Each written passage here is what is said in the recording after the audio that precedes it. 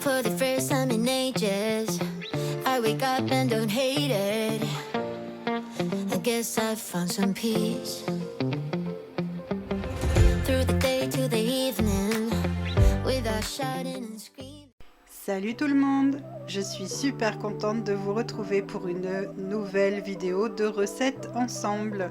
Aujourd'hui, on va réaliser des pakoras, un plat indien, et des maakuda, un plat du Maghreb.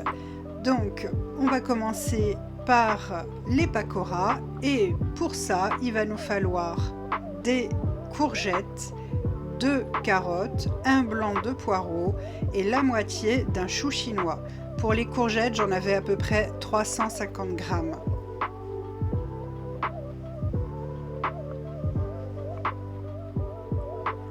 On va préparer donc notre blanc de poireau. On va bien évidemment le couper en tout petits morceaux. Plus c'est petit, mieux ce sera, plus ce sera facile puisque on va le passer au mixeur après. Mais évidemment, avant ça, il faut le couper en petits morceaux et le nettoyer parce qu'il reste toujours un petit peu de terre, on ne sait jamais.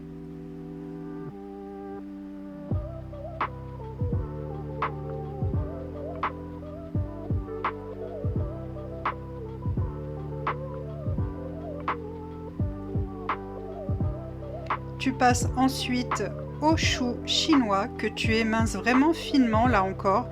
Pareil, évidemment je ne vais pas le dire à chaque fois, mais tu laves tes légumes évidemment avant de les mixer. Tu ajoutes tes courgettes, moi c'était des courgettes congelées hein, évidemment puisque ce n'est pas la saison.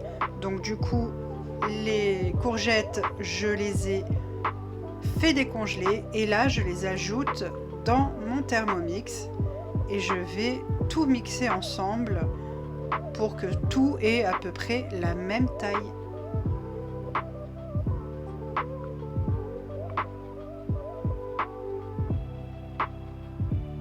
On ajoute un oignon et j'ai ajouté un échalion, donc en fait 2 oignons si tu préfères, une belle gousse d'ail et comme tu peux voir une fois que tout est mixé ensemble, eh bien ça nous fait vraiment quelque chose de très très fin, très petitement mixé.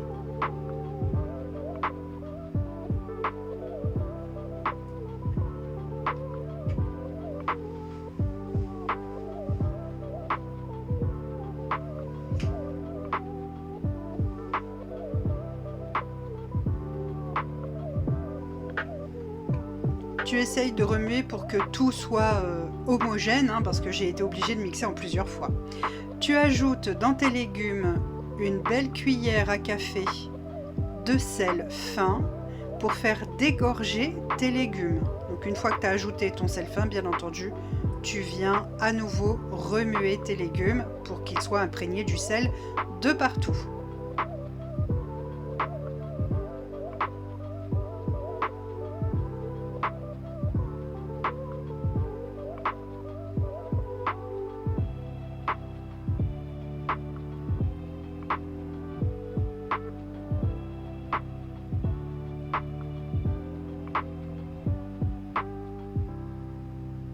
Ensuite, tu prépares toutes tes épices. Donc, encore une fois, du sel. Il va me falloir 2 cuillères à café de sel. Oui, c'est beaucoup de sel, mais je peux t'assurer que tu en as besoin. Du poivre. Une demi-cuillère à café suffit amplement. Du curcuma.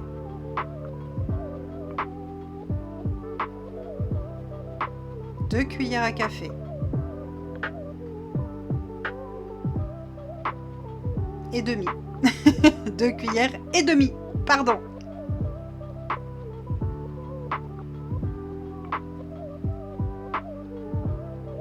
Oui, je me bats avec mon pot de paprika. Oui, excusez-moi, hein, ça arrive.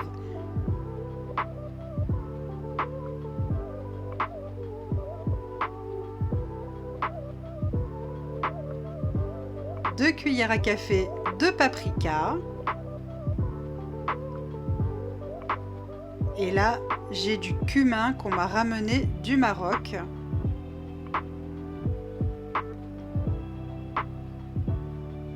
Que je vais pouvoir ajouter avec mes épices.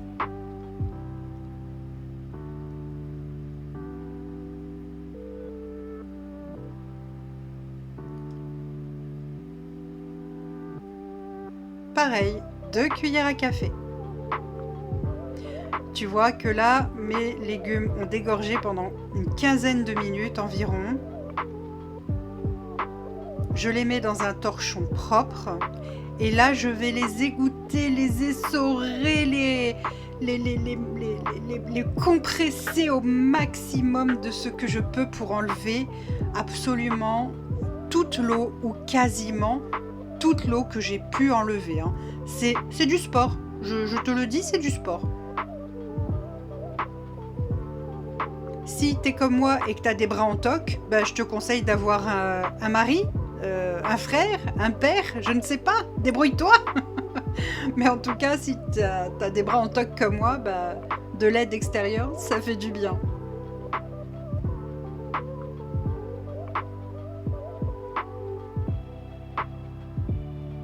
Tu vois vraiment que je presse très très très fort parce qu'il faut vraiment essayer de faire en sorte qu'il y ait le moins d'eau possible dans tes légumes. Tu prends ta farine de pois chiches. Donc là, j'avais 350 g de farine de pois chiches. Tu ajoutes donc toutes tes épices que tu as précédemment préparées. Tu as, là, on a 350 ml d'eau qu'il va falloir ajouter petit à petit parce que toutes les farines de pois chiches ne se valent pas. Donc, il faut que tu intègres ton eau progressivement. Déjà, ça évite les grumeaux. Et en plus, ça permet d'avoir une pâte. Parce que ta pâte, il faut qu'elle soit assez épaisse. Mais en même temps, il ne faut surtout pas qu'elle soit liquide.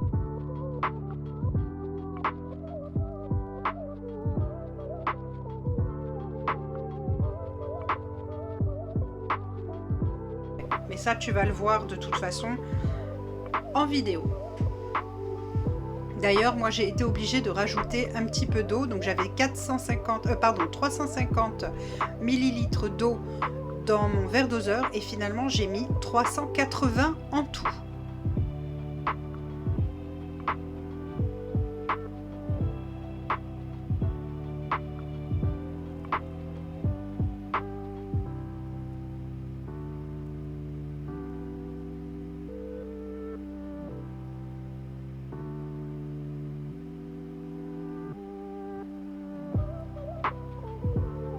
Ouais, désolée, je check en même temps la recette parce que j'ai pas pour habitude de la faire. Donc, en même temps, je check un petit peu ce que je fais. Hein.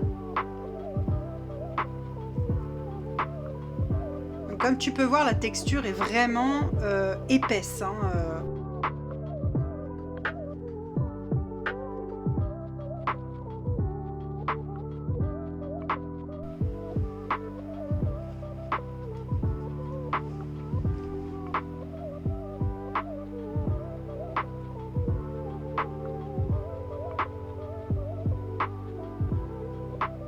Évidemment, il n'y a pas une seule recette où je n'oublie pas quelque chose. Sinon, ce n'est pas moi, et sinon, ce n'est pas drôle.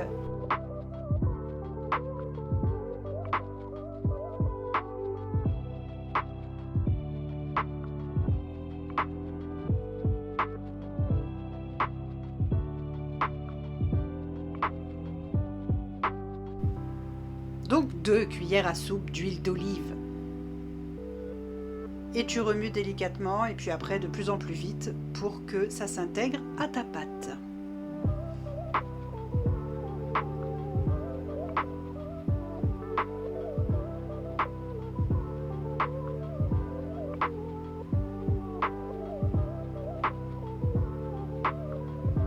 Une fois que tu as fait ça, tu ajoutes tes légumes qui ont été donc préalablement essorés au maximum, tu les ajoutes dans ta pâte.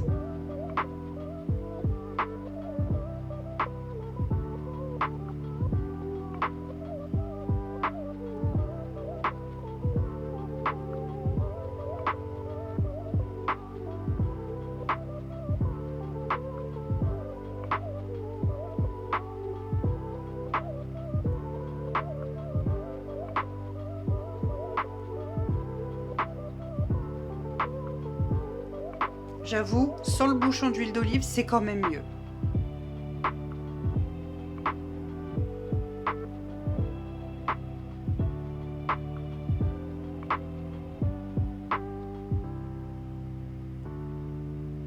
Et tu as plus qu'à remuer tout ça ensemble pour que ça te fasse une farce finalement assez épaisse hein, quand même.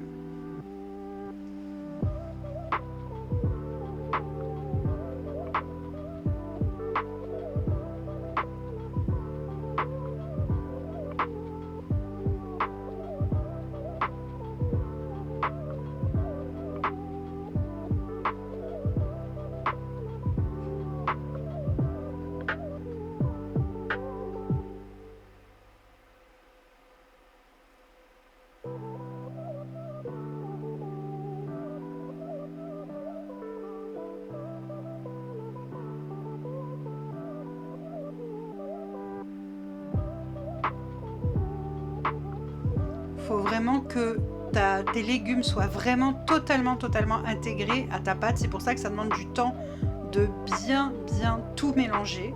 Mais une fois que c'est fait, c'est tout bon. Tu prends ensuite une cuillère à café, tu prends environ 2 cuillères à café, tu formes une boule.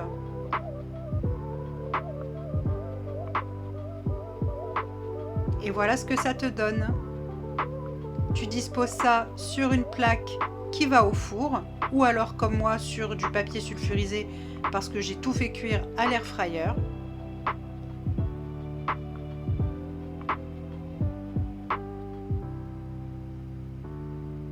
Si tu veux cuire à l'air fryer, tu mets 180 degrés et environ 10 minutes. Puis tu les retournes et tu remets 10 minutes.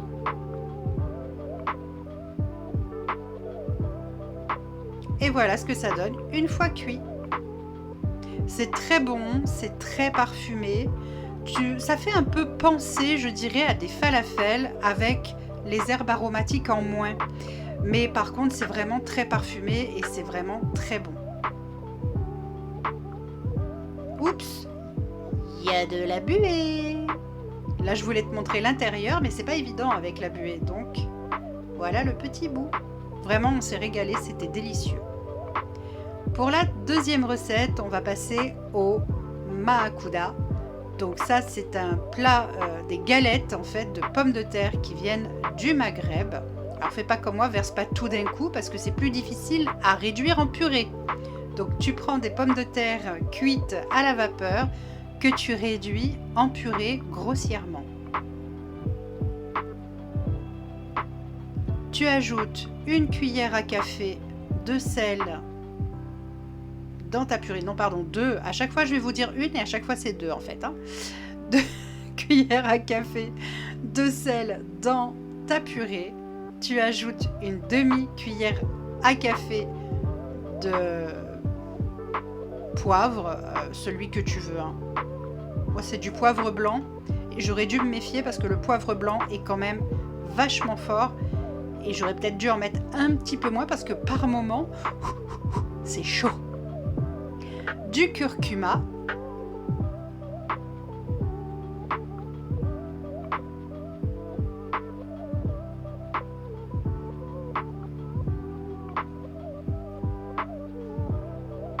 Deux cuillères à café.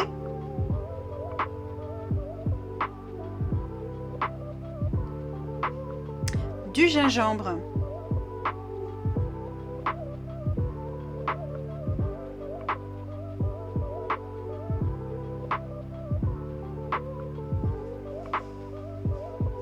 Deux cuillères à café.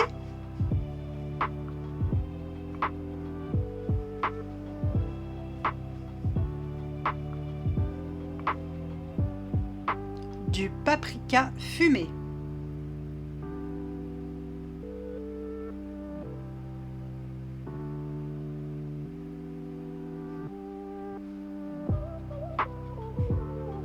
Pas très coopératif le paprika, hein. Donc 2 cuillères à café également. C'est à nouveau du cumin qui m'a été ramené là encore du Maroc, mais c'est pas tout à fait le même. Donc du coup, du cumin. Et là encore, 2 cuillères à café.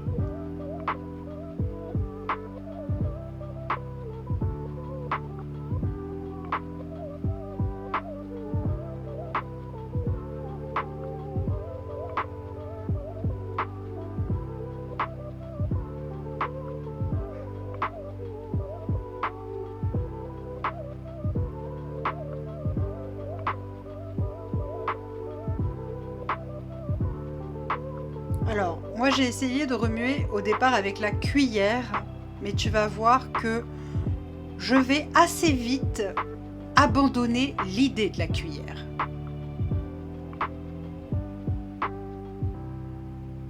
Tu ajoutes une botte de persil que tu auras réduit,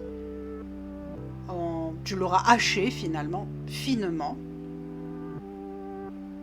Ça donne beaucoup de goût et ça parfume énormément les plats, le persil. Tu peux mettre de la coriandre aussi si tu préfères. Ça, c'est toi qui choisis, c'est toi qui décides.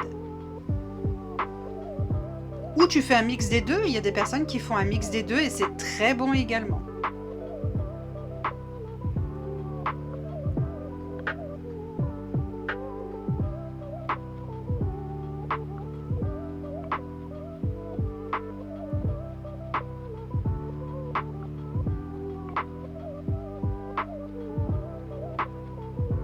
Tu ajoutes un œuf entier. J'en avais préparé 2 parce que selon la préparation, comment elle se tient, soit tu vas avoir besoin de rajouter un deuxième œuf, soit pas. Moi, j'ai pas eu besoin, j'en ai mis qu'un seul. Ensuite, tu presses 2 gousses d'ail dans ton plat.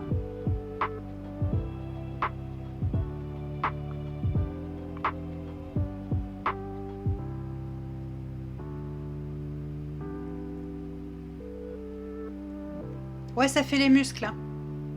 Je te confirme.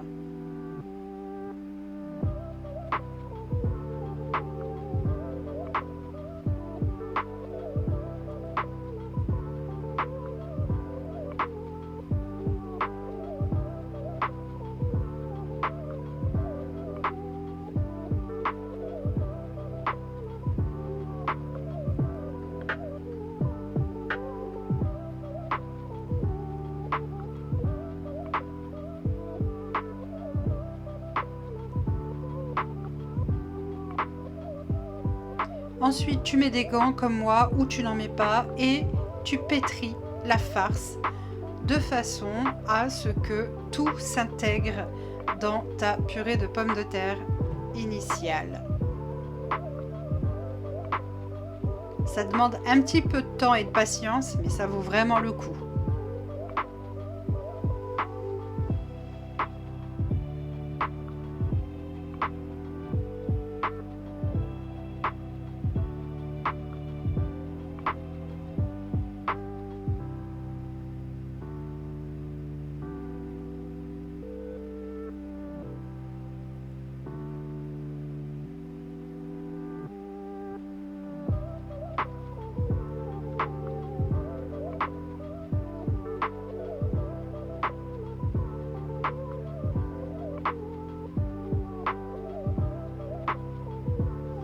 Comme tu peux voir, une fois que toutes les épices sont bien intégrées, ça te donne une jolie couleur dorée. Très très jolie couleur d'ailleurs.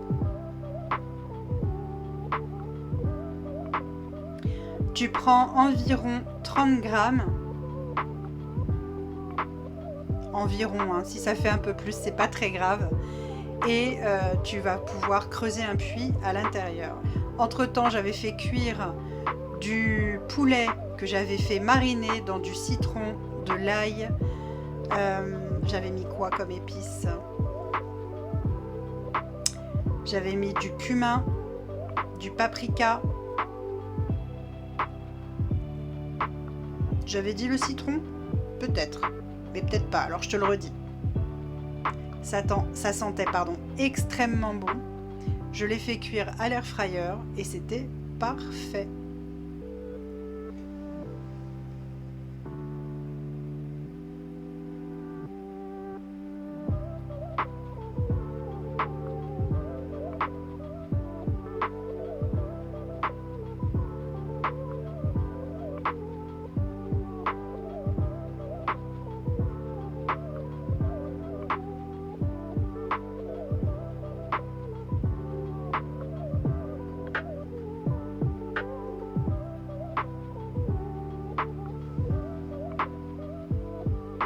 Bien sûr, ne jette pas le reste de ta marinade, hein.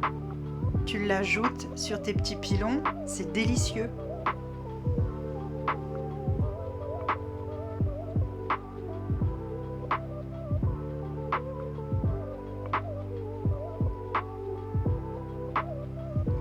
Donc tu prends l'équivalent d'une belle cuillère à soupe de, je ne sais pas comment on peut l'appeler, mais de farce. Tu fais une boule, tu creuses un petit puits et là tu vas aller insérer, alors il y a des personnes qui vont mettre, ça dépend, de la vache qui rit, du Saint-Moré. Moi j'avais des petites boules de mozzarella, alors du coup j'ai mis une demi-boule de mozzarella dans chacun des petits palets que j'ai faits. Tu refermes.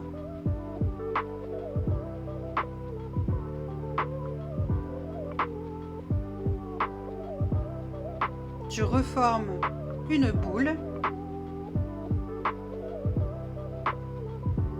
Tu aplatis légèrement pour créer du coup un palet.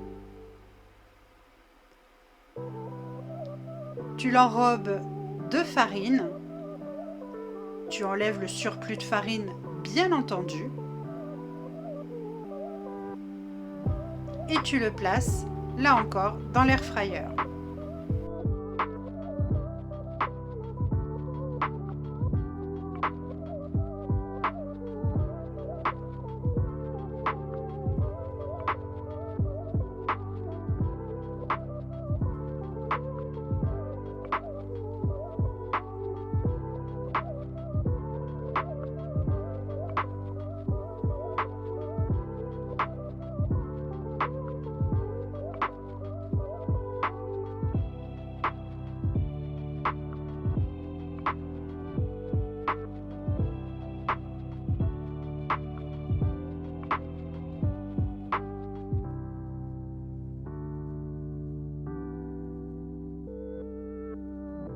Tu renouvelles l'opération évidemment jusqu'à épuisement de ta farce. Ensuite, tu mets tes palets dans ton air fryer, de l'huile d'olive en spray ou si tu n'as pas, simplement avec un pinceau, tu viens badigeonner le dessus d'huile d'olive et tu enfournes dans ton air fryer à 200 degrés 10 minutes d'un côté, 10 minutes de l'autre et tu remets de l'huile d'olive évidemment quand tu retournes tes galettes. Et voilà ce que ça donne une fois dans l'assiette. J'espère vraiment que cette nouvelle vidéo t'aura plu. N'oublie pas de liker, commenter, partager, booster. Des bisous! Something new to me.